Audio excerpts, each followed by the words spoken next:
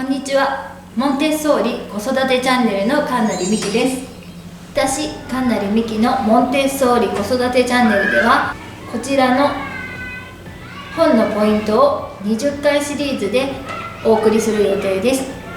子育てをもっと楽しく充実したものになるヒントがたくさん入っていますので、お楽しみにしてください。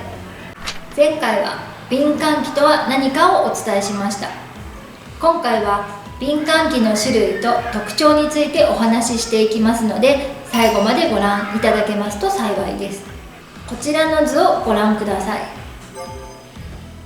まず最初に運動の敏感期0から5歳とあります。0歳で運動と思われる方もいるかもしれませんが、赤ちゃんのことを思い出してください。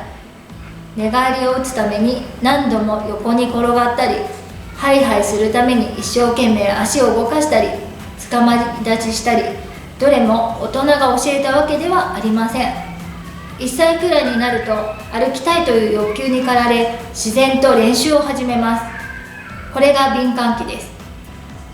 また手先を使うことも運動です。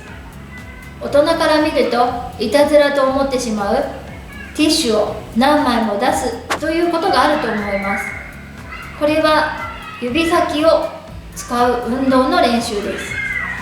一見これがどんな練習につながっていくのか分かりませんが、実は将来お箸を持ったり鉛筆を持ったりする動きにつながっているのです。そう考えるとティッシュを出すという子どもの行動も納得できます。運動の敏感期の様子です。生後2ヶ月の赤ちゃんが胸にモビールというピンクのグラデーションのモビールを見つめている様子です。生後2ヶ月の赤ちゃんはまだ色の濃淡しか見えていません。でも見たいという赤ちゃんの欲求に応え、濃淡のあるモビールを吊るしてピントの調整ができるように環境を整えているのです。この写真を見ていただくと、ずっと飽きることなく見つめていますよね。言語の敏感期の動画です。こちらをご覧ください。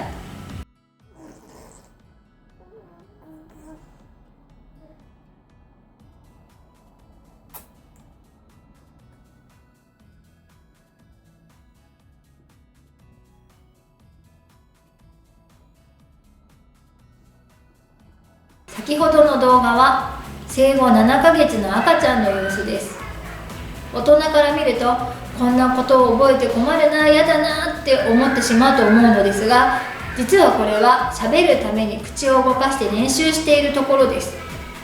この練習を経てまんまなどお話ができるようになるのです。次はこちらの写真です。よく公園などで見かける様子ではないでしょうか。石だけを集めてまとめている様子です。石を手で触って手の感覚で同じ石を集めるという感覚の敏感期にある子どもの様子です。よく砂場で砂を食べてしまうお子さんがいるかもしれませんが、これも舌で砂の感覚を確かめているのです。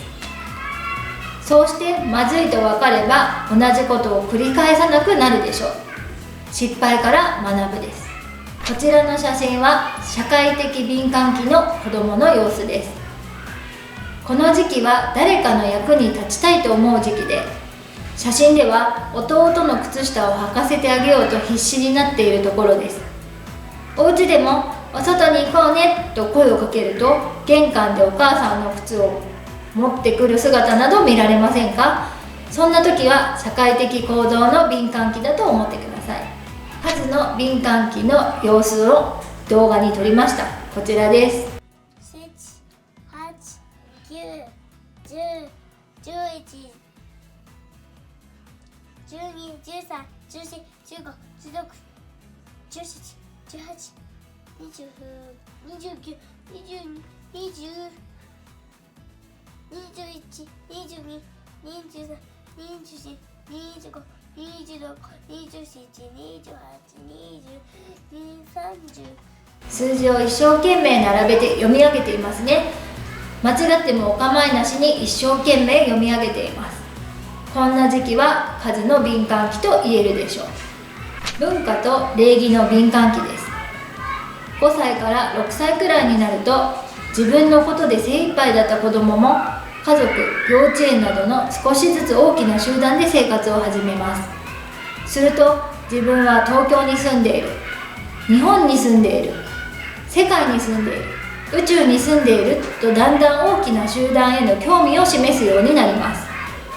そんな時期はいろいろな国の国旗に興味を示したり宇宙への関心を強く持つようになります。それが文化・礼儀の敏感期です。以上、このように今後はそれぞれの敏感期をもっと詳しくご説明していきたいと思います。今回は敏感期の種類と特徴についてお伝えしました。次回から4回にわたり秩序の敏感期についてお話しします。子供に秩序と思われた方、自分もでした。これを知ると子供を見る目が確実に変わります。次回第4回目は秩序の中でも順番についてです。簡単に言えば順番にこだわるのはなぜが解き明かされますので、ぜひご覧ください。動画が少しでも参考になりましたら、ぜひ高評価とチャンネル登録をよろしくお願いします。コメントも読ませていただきますので、質問などありましたらどしどしお寄せください。それでは次回の動画もお楽しみにしてください。ありがとうございました。